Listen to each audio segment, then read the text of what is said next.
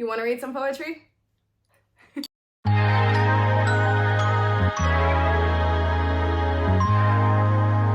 Hi, I'm Ivana, a bookworm, and today I'm here to share with you my poetry recommendations for beginners. I have been where you are if you are intimidated by poetry. I still kind of am intimidated by poetry. However, I'm slowly working my way to feeling comfortable, and I want to share with you like the books that I have connected with, poetry collections that are simple and yet pack a punch. Obviously, my background, my interests, my experiences all reflect the kinds of books that I am drawn to, but I'm choosing to share some books with you that I think are simple, that I think are really good to get started with trying to read more poetry. The best time to read poetry is now, and especially because if you're watching this the day it airs, today is the last day of March, tomorrow is April, and April is National Poetry Month. So I would encourage everybody to add a little poetry to your life. Try to read outside of your comfort zone if poetry is not in your comfort zone. Poetry is a life force. It really does make you feel things that you maybe felt you couldn't feel. I love the way that poets can capture feelings that you thought that only you had. I love the way that they capture and romanticize the mundane. Something as simple as like washing your hands. I also love how people speak truth to power in poetry, and it can be kind of a way to unburden yourself, or desahogarte in Spanish. Poetry can also be a mirror to another world. So for me, poetry has so many benefits, and I encourage you to like start the day or end the day with like even one poem. Every August, poet Nicole Sealey hosts something called the Sealey Challenge,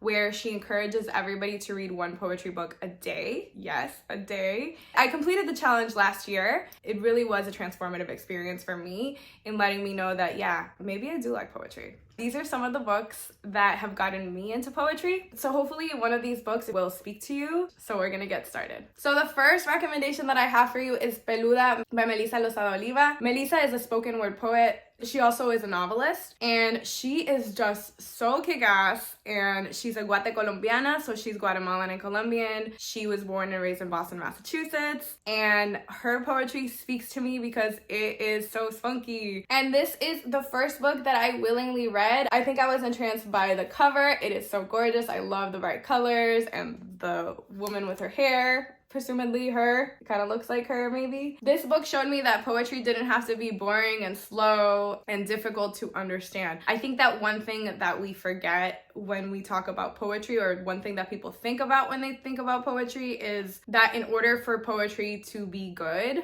quote unquote good, or worthy, it has to be complicated, and she writes really simply and it still is really great. This book talks a lot about immigration, unrealistic beauty standards on women and femmes, pop culture, identity, and yes, being really, really hairy. I think the poems are relatable to us Latinas, especially us Latinas who are peludas. A peluda means like a hairy woman, or back home we would say pelua. With the poetry collections, I'm gonna try to read you some of the names of the poems so you get a taste for the kinds of things they write about, and maybe it will pique your interest. She has an ode to brown girls with bangs. You use your hands so much when you talk. You know how to say arroz con pollo, but not what you are.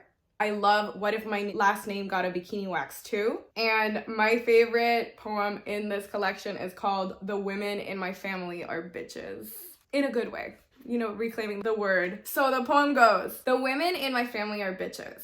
Cranky bitches, stuck-up bitches, customer services turned sour bitches. Can I help you bitches? Next in line, bitches. I like this purse because it makes me look mean, bitches. Can you take a picture of my outfit, full length? Get the shoes in, bitches.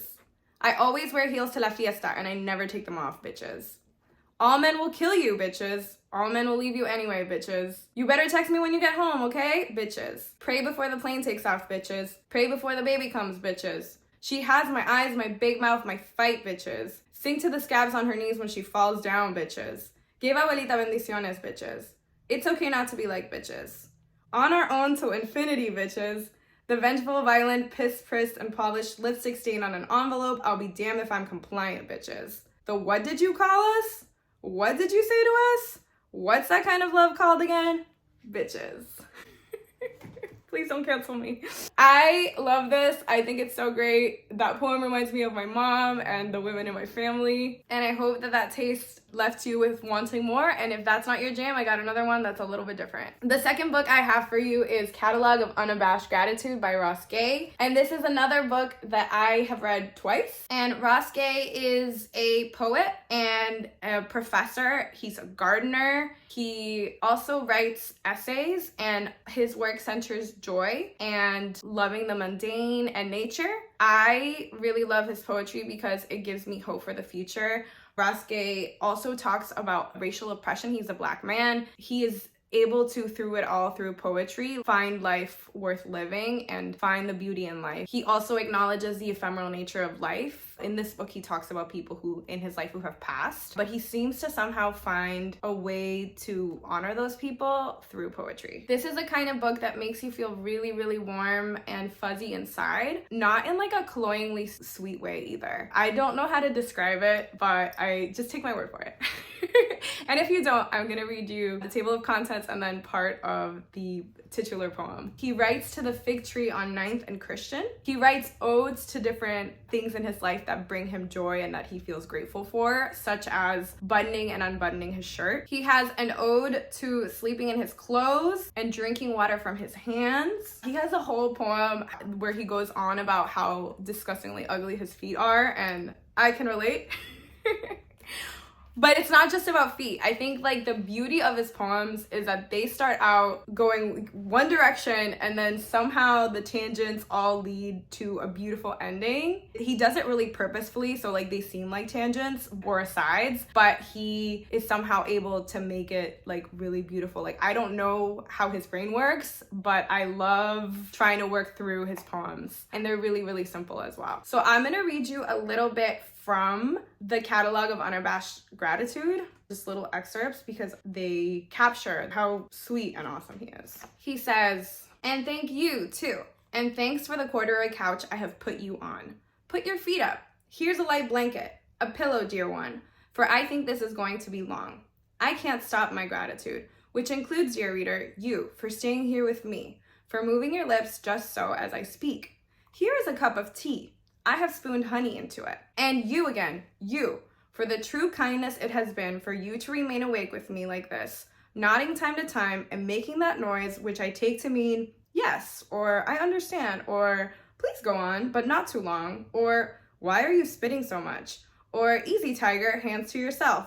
I am excitable. I am sorry. I am grateful.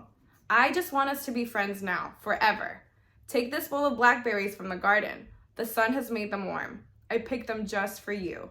I promise I will try to stay on my side of the couch."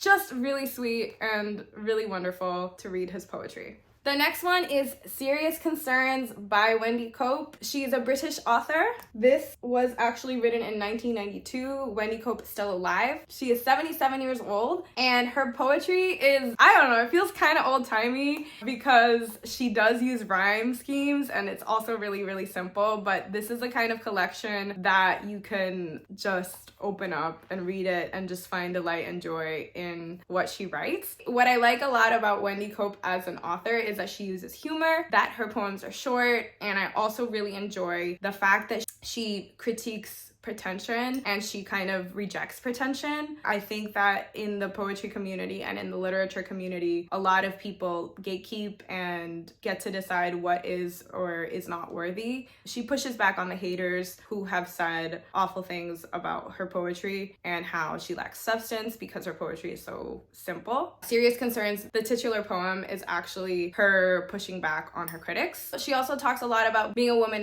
in poetry and how she doesn't feel like people take her seriously. So she pokes fun at men a lot. She's really, really witty. Some of the titles of her poems are An Argument with Wordsworth. She has Advice to Young Women. She has a poem called Men and Their Boring Arguments. The poem that everybody loves from this is The Orange. The orange goes, "At lunchtime, I bought a huge orange. The size of it made us all laugh. I peeled it and shared it with Robert and Dave. They got quarters and I had half. And that orange had made me so happy, as ordinary things often do. Just lately, the shopping, a walk in the park, this is peace and contentment, it's new. The rest of the day was quite easy. I did all the jobs on my list and enjoyed them and had some time over. I love you. I'm glad I exist." How sweet is that? The next poetry collection is a chapbook. And I think PELUDA was also a chapbook. In poetry lingo, a chapbook is a short poetry collection that's like 40 pages or less. It's designed to give you a taste. It dates back to like a long time ago when that's how poets would share their work. Ariana Brown now has a fuller collection as well, but her first one was Sana Sana. How gorgeous is this cover? Sana Sana in Spanish is, I would say it's a nursery rhyme. Sana Sana colita de rana. When you get hurt, your parent would say like, it's gonna get better. Sana means heal. And you would sing the song to comfort the child. So I think it's like really clever that that's her title. And this is all about healing. Ariana Brown is Black and Latina. She's Afro-Latina and she writes a lot about identity. Her poetry is really, really powerful. She pushes back against colorism in the Latinx community and she reclaims her Latinidad and she talks about how she grapples with her identity in these poems. She also writes about what it's like to be queer, and in the words of Elizabeth Acevedo, this is a collection about naming, about forgiving, about the music of memory and the invention of self and history in order to survive. I follow Ariana Brown on Instagram and she also has like really good writing tips, so if you're into writing poetry, she might be someone who you would want to check out. She is just really lovely. Some of the titles of her poems are Curanderismo, Dear White Girls in My Spanish Class, an ode, I love odes, an ode to thrift stores, and she has an ode to the city bus as well, and I love guaguas. So, I mean, I don't love them, but I have to take the bus every day, so it feels like personal to be reading other people's poetry here, but I don't know how copyright laws work. I'm sure there's a better video of the poets reading the work themselves, but here we are. I don't want to get in trouble with YouTube, so I'm just gonna read it to you. So I'm gonna read the first poem in her collection because it introduces it really well. So it's called 23. It took me 23 years to learn to speak grandma's language, the one she kept from us. Gone under the mattress, afraid. Afraid we'd come too close to its edges and end up dead or dying, in the land that refuses to love us the way our grandmothers do. I don't know how to call myself Black in Spanish without it being an insult. Mexicans refuse to speak to me in Spanish because I am Black. Grandma, I'm learning anyway that language is a belonging. My Spanish, my Spanish, my Spanish. I think I worked for and on till each word became a match, each sentence a flame. I'm nowhere near as powerful as I could be, but I will be. You didn't know I was coming back, but I came, and I did not conquer. Conquest is for cowards. I only take what belongs to me. Isn't this what I was promised? For every plant, crop, and seed Abuela picked from the ground, a prayer that one day I would sound like a younger version of her. On the day I was born, my mother gave me a name that works in both languages. Ariana, Ariana, bienvenidos, welcome home. The last collection that I have for you is a cautionary tale because it's way too long for me. It's a chunky one. And I got this at the start of the lockdown because I was going stir crazy and I needed something to clear my head. I wanted to go outside and read poetry. It is Devotions by Mary Oliver. These are all poetry selections from all of her poetry collections. She chose them herself. If you're the kind of person who gets easily overwhelmed, I don't recommend getting a chunky poetry book. I would say get the smaller collection because that seems more digestible. But I refuse to part with this book because we have been through so much together. I've only actually read, admittedly, like maybe the first 75 pages. What I would do is I would read a poem every morning or evening, sometimes when I was outside, and it would bring me so much joy because Mary Oliver speaks about nature and life in such a beautiful way and in such a simple way that you're like, oh yeah, I kind of get it. I just want to be out here. I want like moss to grow on me and I just want to be part of nature. Why am I living in the city when I could be living in a cabin somewhere? I do want to finish this book, but it's a mental hurdle to get through this jumbo-ness. Maybe I'll add that to the list of reading goals that I have for this year. Just annotate the crap out of it so I can go back to it. I always say like I don't really like to buy books, but I think poetry is totally worth buying, and Mary Oliver is one of those poets that I would buy so I could reread along with all the other books that I shared. Mary Oliver has a lot of famous poems, but I'm just gonna read you one that made me laugh and that is short and simple so you can just get another taste of what her poetry is like. And it's called I Go Down to the Shore. I go down to the shore in the morning, and depending on the hour, the waves are rolling in or moving out. And I say, oh, I am miserable. What shall I do? And the sea says in its lovely voice, excuse me, I have work to do. So I think that what Mary Oliver's work sometimes reminds us is that in the grand scheme of things, you are just a tiny speck in the world. Sometimes our teeny tiny problems are not that bad. And it just provides us some perspective. I just find so much comfort in reading about nature. And so Mary Oliver is someone I think has universal appeal. So that's it. These are the poet/poetry collections that I recommend if you are a beginner trying to start to read poetry. I really hope that you get to at least read one poetry book or even one poem this National Poetry Month. Please let me know if you have any recommendations, because I am also a poetry newbie. I still consider myself a poetry newbie, and I am looking for more recommendations. I really believe in the power of poetry, and I hope you have a lovely day. Thank you so much for watching, and cheers. Peace.